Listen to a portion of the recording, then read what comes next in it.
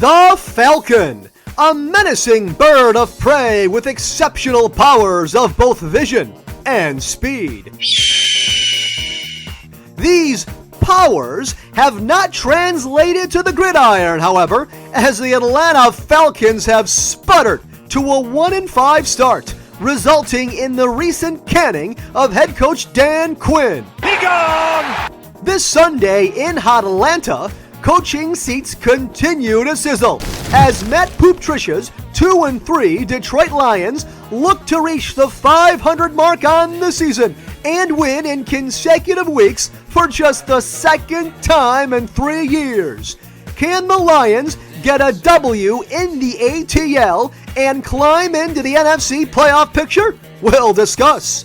Also, we talk Big Ten football as number 18 Michigan battles number 21 Minnesota for the rights to the Little Brown Jug in a Saturday night North Star State showdown. And the Mel Tucker era officially begins in East Lansing.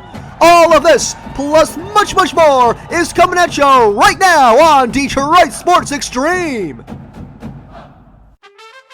Recorded from Mercedes-Benz Stadium in Atlanta, Georgia, this is Detroit Sports Extreme. Here now is your new voice for Detroit Sports, Johnny Bakerstone.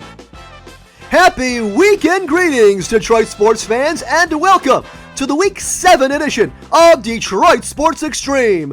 We are coming at you from outside of Gay Day at Mercedes-Benz Stadium in Atlanta, where the chicken is spicy, peaches are juicy, peanuts are boiling, shots of moonshine are flowing, and later this weekend, your beloved Detroit Lions will be fighting and clawing their way to hopefully the 500 mark for the first time in over a year.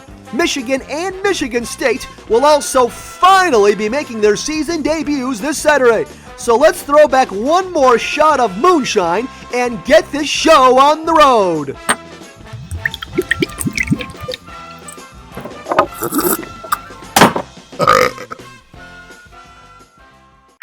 Week 6 recap.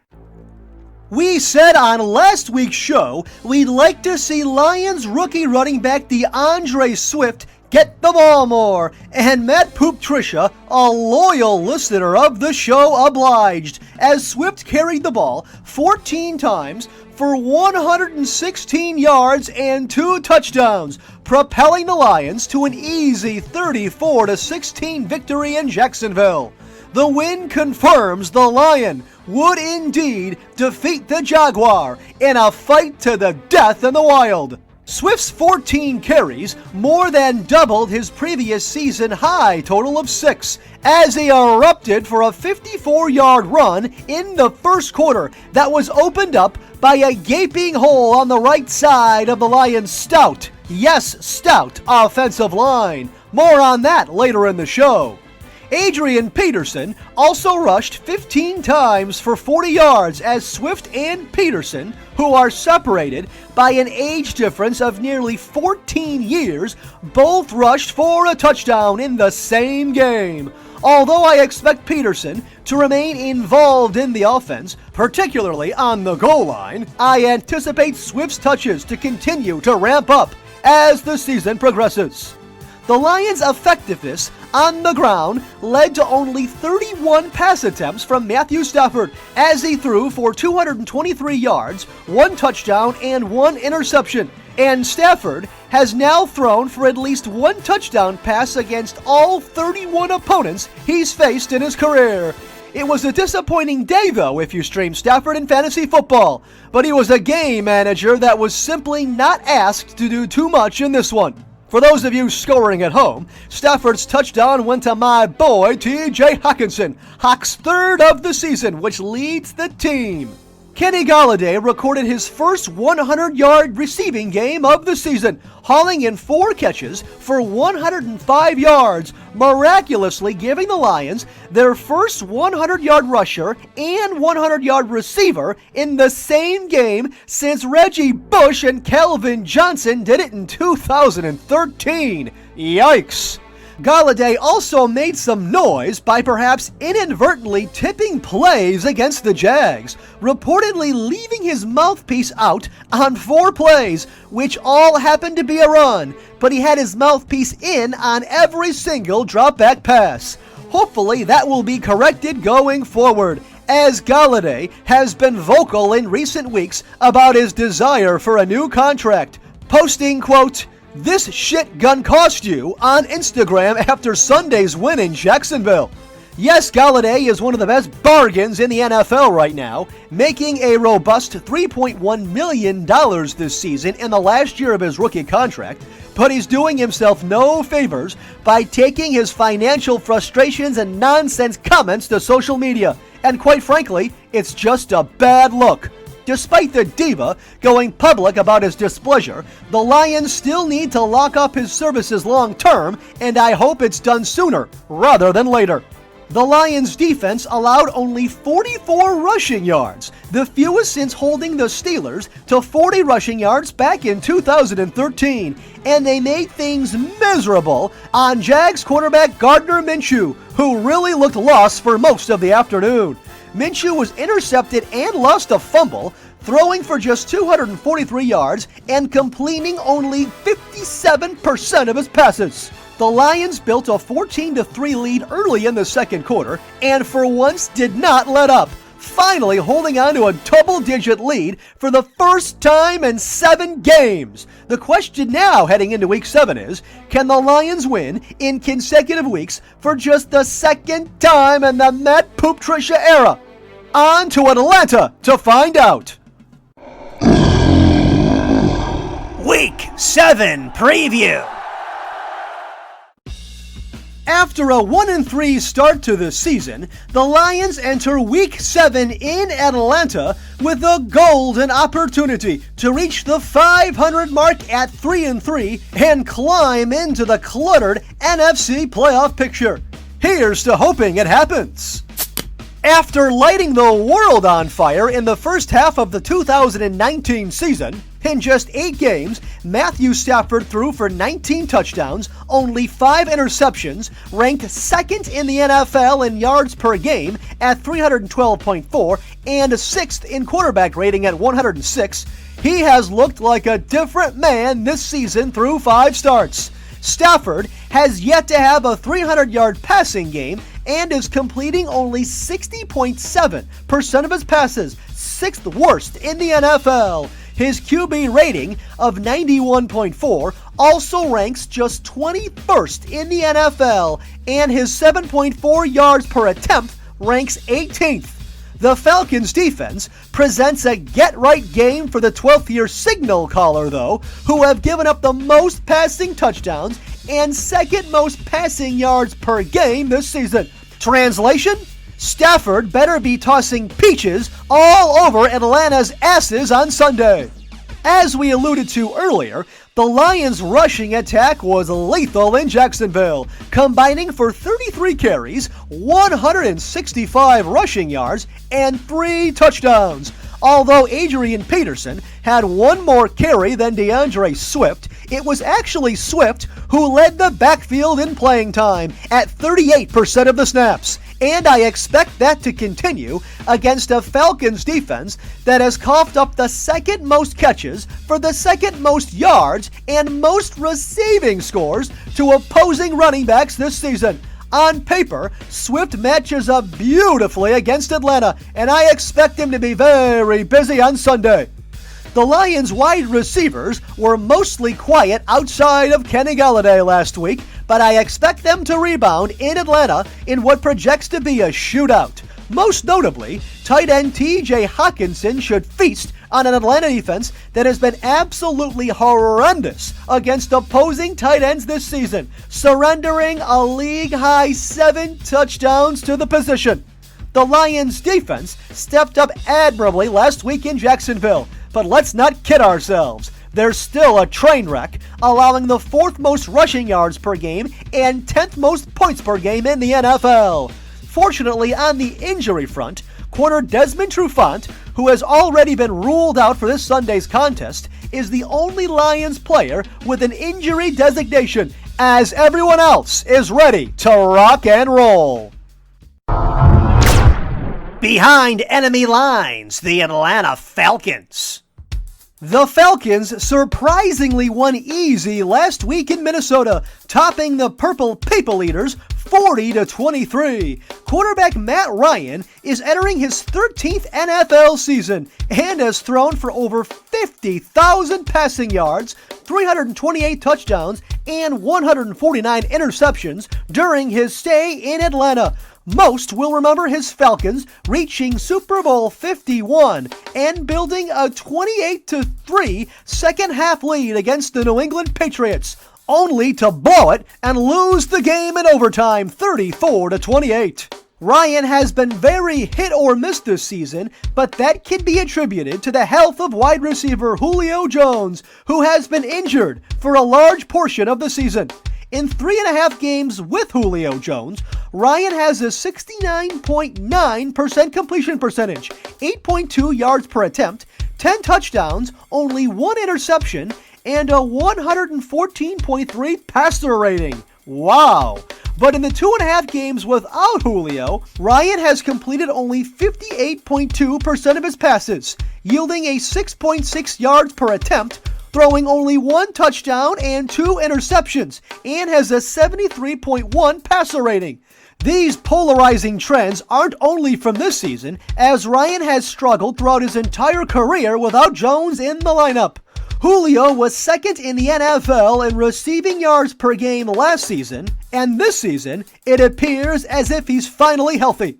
Joining Jones in the receiving corps is third-year wide receiver Calvin Ridley in what is one of the most feared tandems in the NFL. Ridley is 4th in the NFL in receiving yards and is tied for 3rd in touchdowns. Jeff Okudah, you better be ready. Joining the Atlanta backfield after 5 seasons with the Rams is Todd Gurley, who looks a step slower compared to himself from a couple seasons ago when he combined for 1,831 yards and 21 touchdowns in 2018. But because of heavy volume, Gurley has still managed to rush for 422 yards, 8th best in the NFL, and 5 rushing touchdowns, which is tied for 4th best. His 4.3 yards per carry leave a lot to be desired, however, which ranks 24th in the NFL. Do not let the Falcons' 1-5 record fool you, though. This Falcons offense can put up points, and I expect them to do so Sunday against the Lions' putrid defense. The Falcons' defense is among the worst in the entire NFL, ranking 32nd in passer rating allowed, 32nd in yards per attempt, and 30th in completion percentage. Even in victory last week, they allowed Vikings quarterback Kirk Cousins to throw for 343 yards and 3 touchdowns. Again, Matthew Stafford should have no problems against this abysmal Bird defense. Featured in our Ouchie Wawa Hot Seat commercial from a couple weeks ago, Dan Quinn was fired 2 weeks ago, and taking over the coaching reins is Raheem Morris. Quinn did have some success in Atlanta, reaching Super Bowl 51 but ultimately gagging it away, but he really started to suffer once offensive coordinator Kyle Shanahan left to become the next head coach of the San Francisco 49ers. Quinn leaves Atlanta with an overall record of 43-42 with 2 playoff appearances in his 5+ seasons. He might have a tough time finding work again as a head coach in the National Football League. Our pick against the spread comes at you later in the show. Michigan-Minnesota preview. Choo-choo! Chugga-chugga choo-choo! What's that sound, you ask? It's the sound of the Joe Milton hype train, which has ridiculously reached catastrophic levels. Sure, this guy could be good, but the media has been eating him up like he's a plate of beef Wellington prepared by Gordon Ramsay. I sure hope they're right. The 6'5", 243-pound junior quarterback has been drawing rave reviews all offseason, even getting comparisons to Cam Newton. Even Minnesota coach PJ Fleck, who I will get to in just a moment, calls Milton a once-in-a-decade type talent. Unfortunately, I can't personally confirm or attest the hype, as Milton has played sparingly the last 2 seasons, appearing in only 8 games and attempting just 11 passes, mostly in late-game mop-up duty. Amazingly, Milton has rushed more times than he has attempted a pass, so I'm really looking forward to seeing this cannon of his. Rest assured, I will have both of my eyes pegged squarely on number 5 on Saturday night in Minneapolis with a beer in hand. What has been well documented this summer is Milton's uncanny arm strength, as he's regularly launched the ball as far as 70 yards in practice.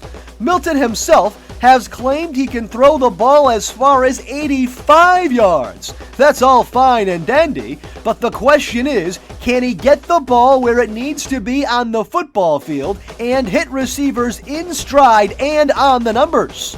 Michigan coach Jim Harbaugh certainly believes so, as he recently said the coaching staff has worked tirelessly over the past year to help Milton develop a passer's touch. That touch will be needed against the Minnesota defense that finished 10th in the country in yards per game allowed last season. I sure hope that touch is good for Milton, Jim Harbaugh, because since Jake Rudock, your last 4 quarterbacks to start a game, Wilton Spate, John O'Corn, Brandon Peters, and Shea Patterson, have all been major disappointments in Ann Arbor. Harbaugh's future at Michigan could very well ride on the success, or lack thereof, of Joe Milton.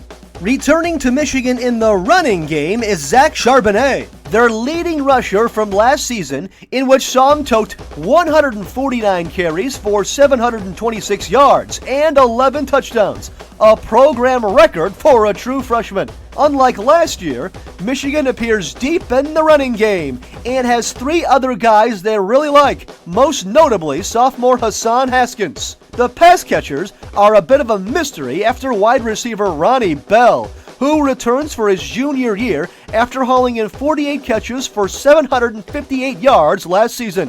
Playing behind him on the depth chart are a trio of true sophomores that will all be fighting for playing time early in the season.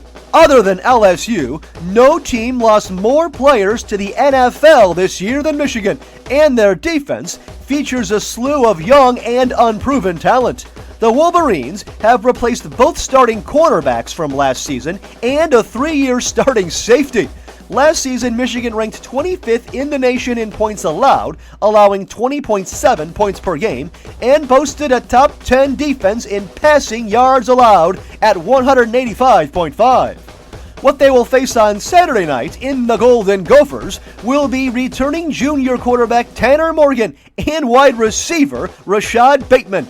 Morgan had the Big Ten's second-best pass efficiency rating, averaging over 10 yards per attempt en route to 30 passing touchdowns, good for 24th best in the nation.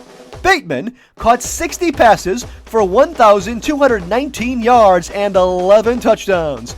These two plan to give the Wolverines fits and have most likely kept defensive coordinator Don Brown up late every night this week. Entering his 4th season at Minnesota, many of you will remember head coach P.J. Fleck during his time at Western Michigan, most notably the 2016 Row the Boat season, which saw the Broncos go 13-1, earning a Cotton Bowl appearance.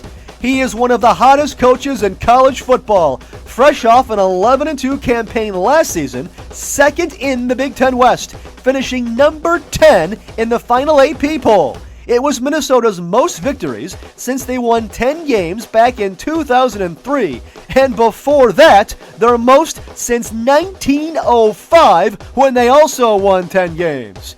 Fleck will almost assuredly get offered a lucrative contract to coach at a bigger school in the upcoming seasons, which would be a good thing for Michigan and Michigan State. So who will take home the Little Brown Jug in 2020?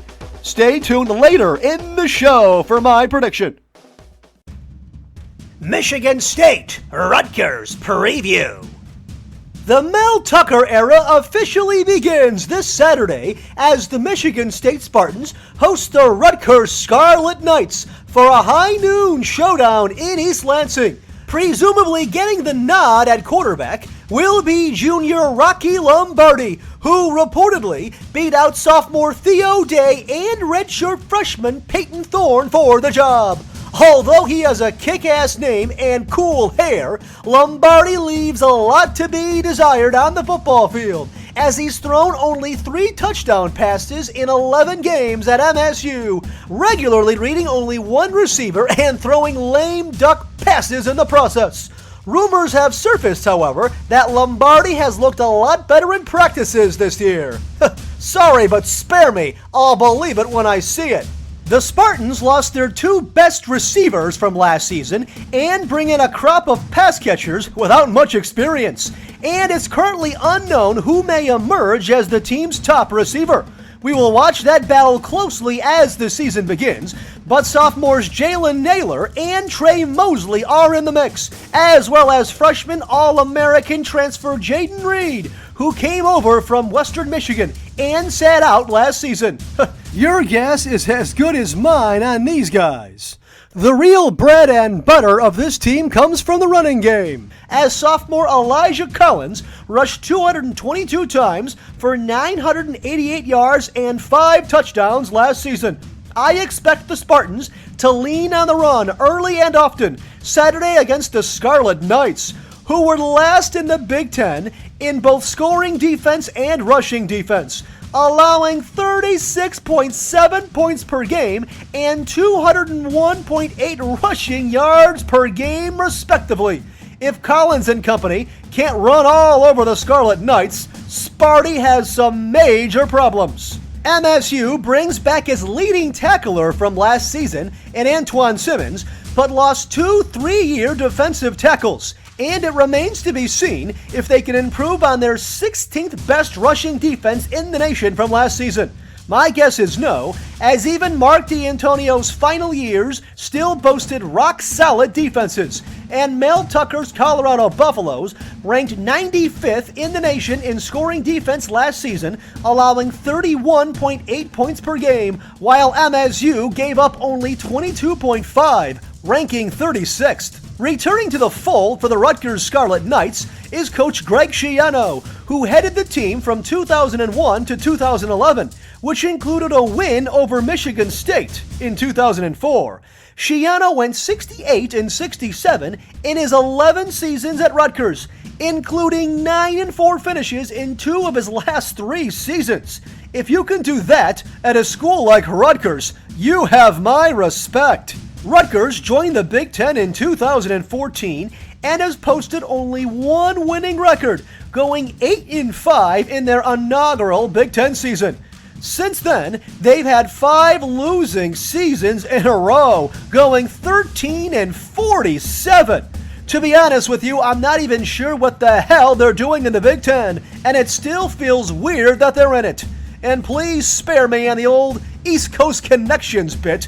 It's Rutgers, and they blow. I'm not going to sit here and act like I know a lot about the Rutgers player personnel, because I certainly don't, but I can tell you this. This is a team that ranked 2nd worst in the entire country in scoring last season, averaging a putrid 13.3 points per game, including a defense that yielded the 2nd most yards per game and 10th most passing yards per game. Folks, they suck. And although reacquiring Schiano was a solid move, it will undoubtedly take time to rekindle his success from years past. In a game that features the only 2 new head coaches in the Big Ten, I will let you know who I think will win and why later in the show. We are going to take a quick 60-second commercial break here on Detroit Sports Extreme. Do not go anywhere.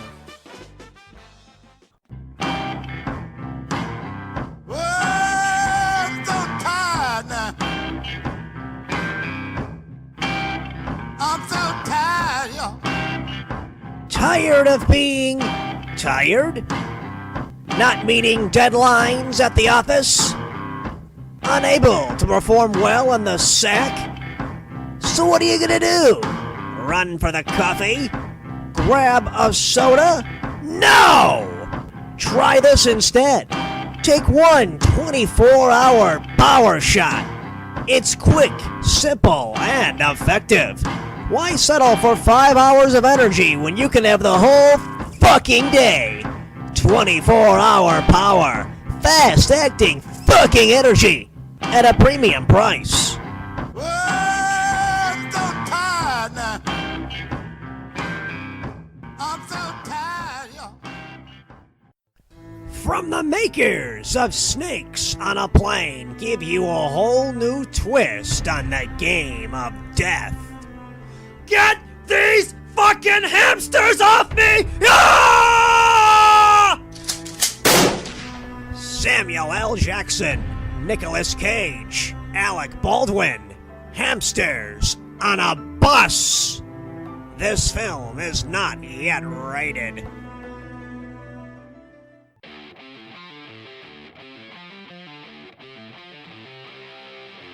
Welcome back to Detroit Sports Extreme. Here again is your new voice for Detroit Sports, Johnny Bakerstone. Extreme Expressions. As with every show, we take 3 calls from you, the listeners. We start this Extreme Expressions with a new caller. It's Mitch from Canton. Hey Johnny, Mitch from Canton here. Big fan of yours. Been listening to you for a long time, even back on the other station. What a game for the Lions. Who cares about the score? They should have won. The Jaguars suck. But what was encouraging was seeing the Lions actually blitz and get some pressure on the quarterback. And actually show some aggressive play calling on offense. The nail in the coffin was going for it on 4th down when Stafford and Hawkinson hooked up for that touchdown. Good to see some aggression out of Shitrisha, and maybe he can keep it up, and the Lions can string some wins together here. Shitrisha, I absolutely love it. Hopefully the Lions can keep the pressure coming this Sunday against an Atlanta offensive line that has allowed 28 QB hurries this season, 4th most in the NFL. Thanks for the call, Mitch. Our next caller is a regular mainstay here on Detroit Sports Extreme. It's Boats from the West Side. Hey, Johnny. Boats from the West Side again. Calling in to say, woo, baby! I'm fired up, man! Woo! I can't wait for Atlanta this week. DeAndre Swift, he's the man! I told you he'd be alright.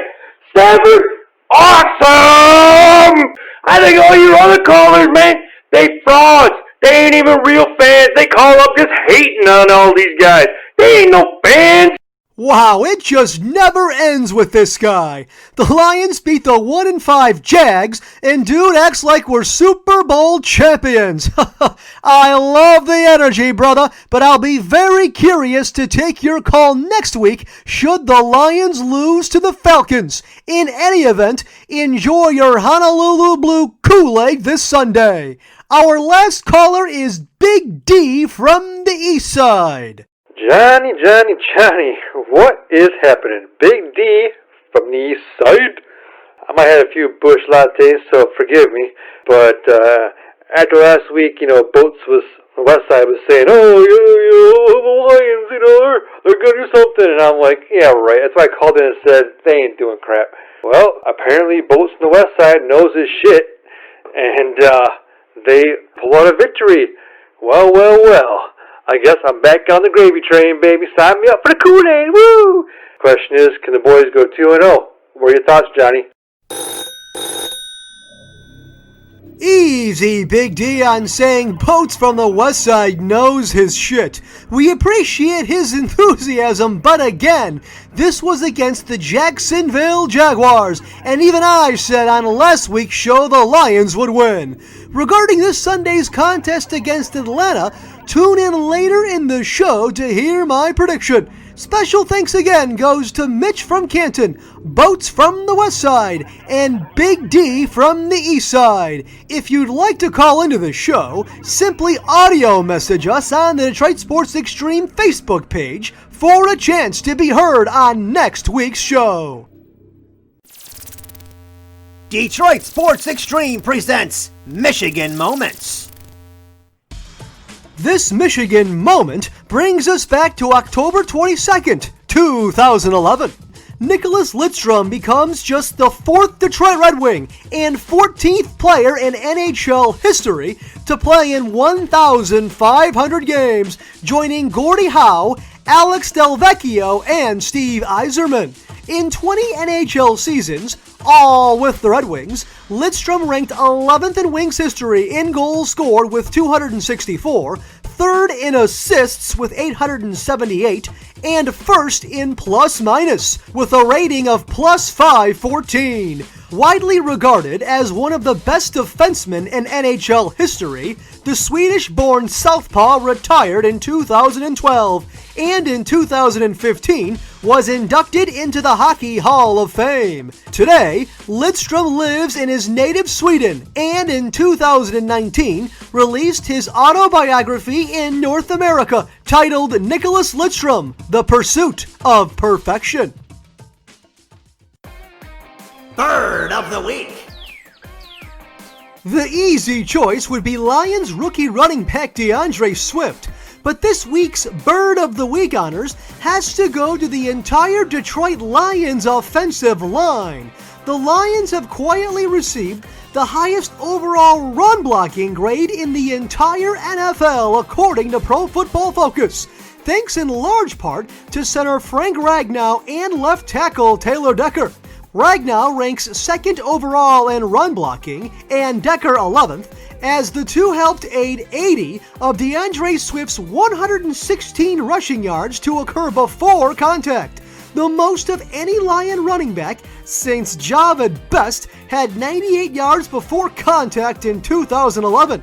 Even newcomers Haile Pulavante Fatai and rookie Jonah Jackson have contributed, ranking 19th and 28th respectively in run blocking out of a qualified 79 guards. Run blocking appears to be a strength of the Lions, as they've been opening up holes and generating lanes to run through the entire season for Lions running backs. Hopefully this trend continues Sunday against the Falcons, who are actually quite stout against the run in terms of yards per game, but cough up receptions to opposing running backs as if peaches are going out of style in the state of Georgia. Turd of the Week. Marvin Jones. Jones looks like he's fallen off the roof of Creektown Casino compared to last season when he hauled in 62 catches for 779 yards and 9 touchdowns. This year, Jones has not amassed more than 4 catches or 55 yards in any game and looks like a step or 3 slower. The 30-year-old receiver, who is in the final year of a 5-year contract, has even seen his name float around in trade rumors, with Kenny Golladay seeking a new contract. Signing in 2016, Jones was no doubt a quality addition for the Lions and has averaged nearly 60 receiving yards per game and netted 28 touchdowns. But it appears as if his time in Detroit is nearing an end, perhaps sooner rather than later. Stat of the Week. 2. Lions safety Duron Harmon is tied for the NFL lead among safeties with 2 interceptions this season, and it's clear Harmon was Bob Quinn's best move this offseason. Harmon also has 4 pass breakups this season, second most on the Lions, and has been one of the lone bright spots in an otherwise abysmal Lions secondary. Following Sunday's win in Jacksonville, Harmon said the Lions, quote, have got to find ways to be consistent. I couldn't agree with you more, Duron, and hope you keep the good times rolling this Sunday in the Peach State.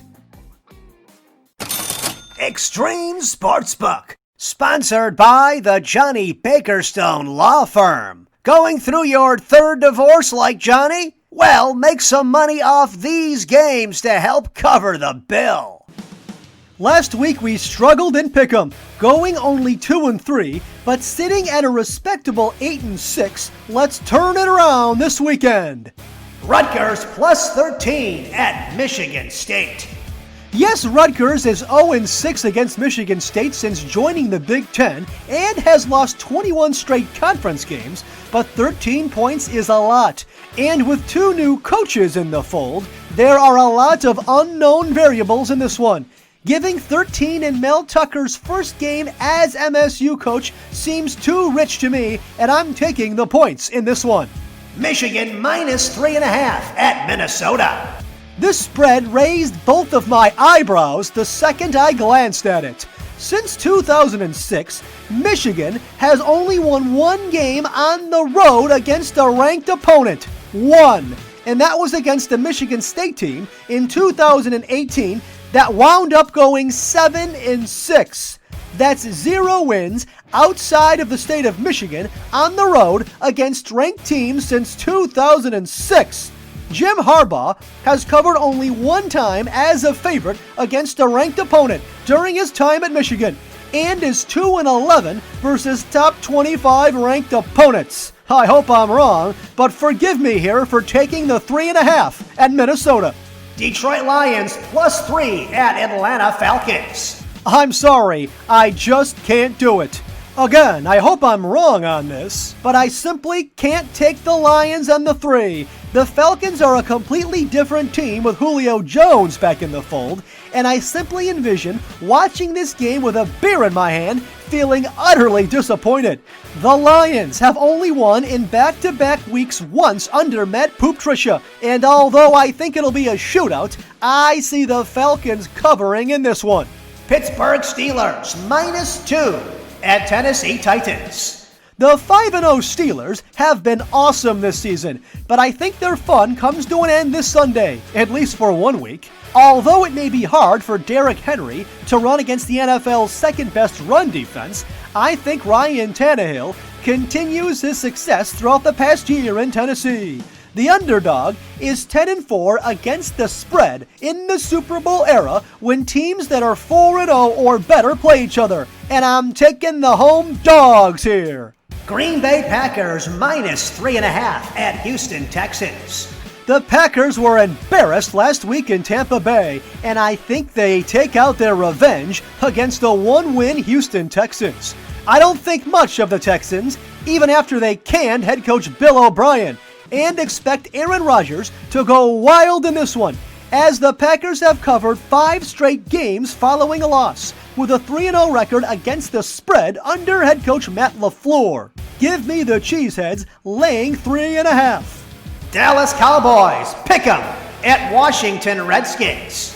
This one feels dirty, especially after their embarrassing 38-10 Monday Night Football loss to the Arizona Cardinals. But I think the Cowboys get Ezekiel Elliott back on track and win a close game on the road.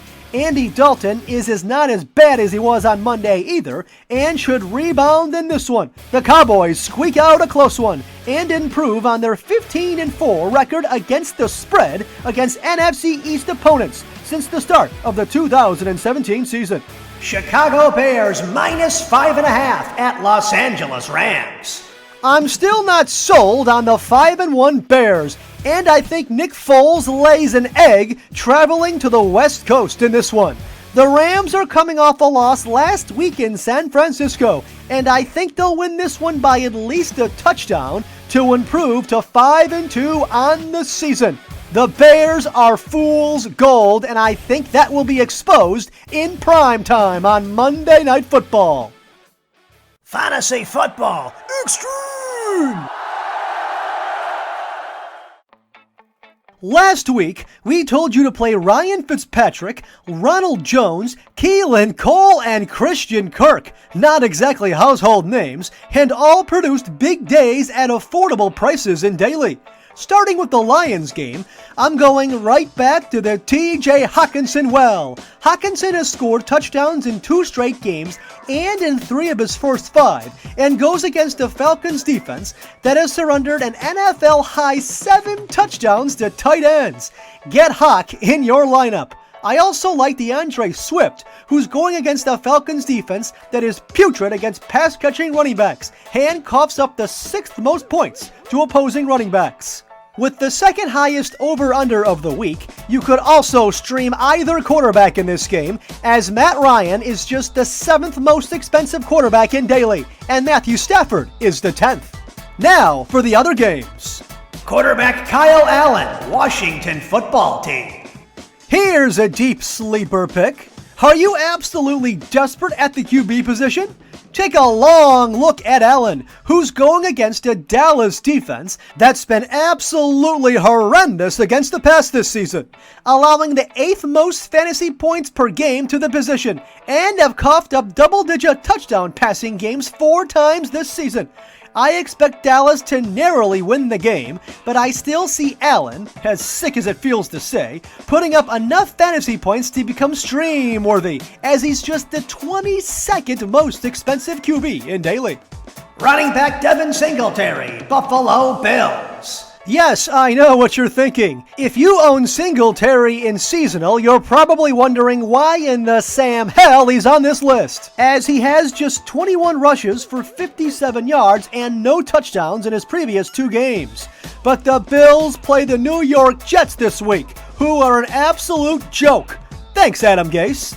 Entering as 9.5-point favorites, I expect Buffalo to feed Singletary early and often, as he should turn in his best fantasy performance of the season. Singletary is just the 20th most expensive running back in daily. Wide receiver T. Higgins, Cincinnati Bengals. Higgins, the rookie wide receiver out of Clemson, has been a big part of the Bengals offense to begin the season, and I don't see that changing in Week 7. Higgins has averaged almost 8 targets per game since Week 2, hauling in 22 catches for 339 receiving yards and 2 touchdowns. Sunday, he's at home against the Browns defense, yielding the 4th most fantasy points to opposing wide receivers. Higgins is merely the 27th most expensive wide receiver in daily. Tight end Hunter Henry, Los Angeles Chargers. Okay, no more Evan Ingram in this segment. The Chargers enter Sunday's contest against Jacksonville as 7.5-point home favorites, and Henry is due for a big game against the Jags defense that has allowed 5 touchdowns to opposing tight ends this season. Henry is just the 9th most expensive tight end in daily. That will conclude this edition of Detroit Sports Extreme. If you enjoyed the show, you can follow us a number of different ways. We are available on Apple Podcasts, Spotify, and Stitcher under the name Detroit Sports Extreme. You can also find us on Facebook, YouTube, and Twitter under the name Detroit Sports Extreme. To follow me on Twitter, my handle is J_Bakerstone. We'll see you next week, Detroit sports fans.